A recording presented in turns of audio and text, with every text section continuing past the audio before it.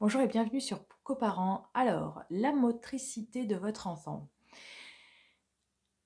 La position assise. Je voulais revenir particulièrement là-dessus parce que beaucoup de parents pensent qu'on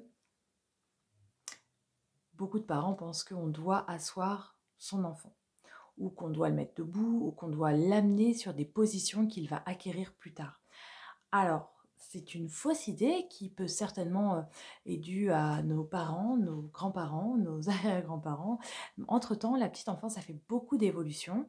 Et dans ces évolutions, il y avait simplement le fait de dire, laissez l'enfant au sol se développer. Pourquoi? Parce qu'en fait, chacun de ces mouvements va amener une musculature nécessaire à son corps pour pouvoir acquérir le niveau supérieur.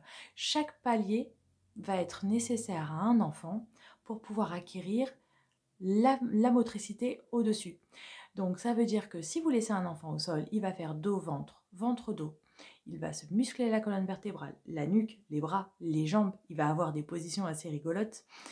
Et petit à petit, il va se hisser. Mais tout ça, toutes ces étapes-là sont importantes pour pouvoir arriver à la position assise, puis se redresser, puis se mettre debout, puis marcher. Voilà. Donc, n'essayez pas d'aller plus vite qu'un enfant ne le veuille. Ne vous dites pas qu'il est feignant, pas du tout, parce que des fois, on va bloquer les enfants dans des transats, on va bloquer des enfants dans des chaises hautes, et on va se dire, bah non, c'est pour sa sécurité. Alors, d'accord, mais un enfant qui ne sait déjà pas faire dos ventre ventre dos va pas aller bien loin. Et puis si vous le mettez dans votre salon avec un regard sur lui parce qu'il en a besoin, ça va l'aider à grandir, ça va l'aider à se développer, et vous, avec votre regard, il sera en sécurité.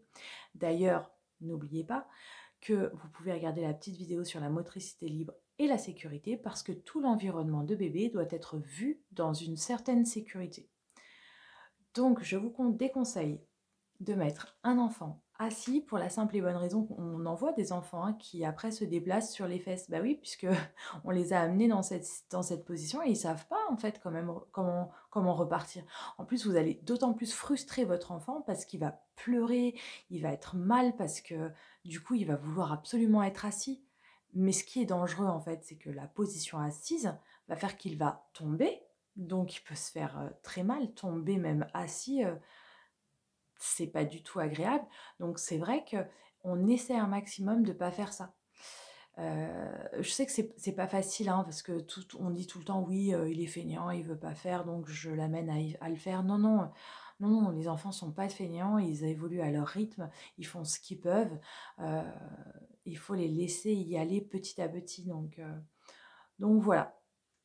La motricité chez l'enfant, vous pouvez retrouver plein de, plein d'explications sur le développement de l'enfant, plein de schémas explicatifs sur Internet, il y en a plein, et à aucun moment on vous dit que vous pouvez asseoir votre enfant. D'ailleurs, vous pouvez aussi demander à votre pédiatre, dois-je asseoir mon enfant?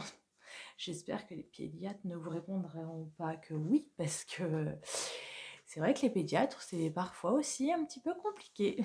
Voilà. Et ben, je vous remercie de m'avoir suivi encore une fois. Vous pouvez liker, partager, vous abonner et surtout commenter. Dites-moi s'il y a d'autres sujets qui pourraient vous intéresser.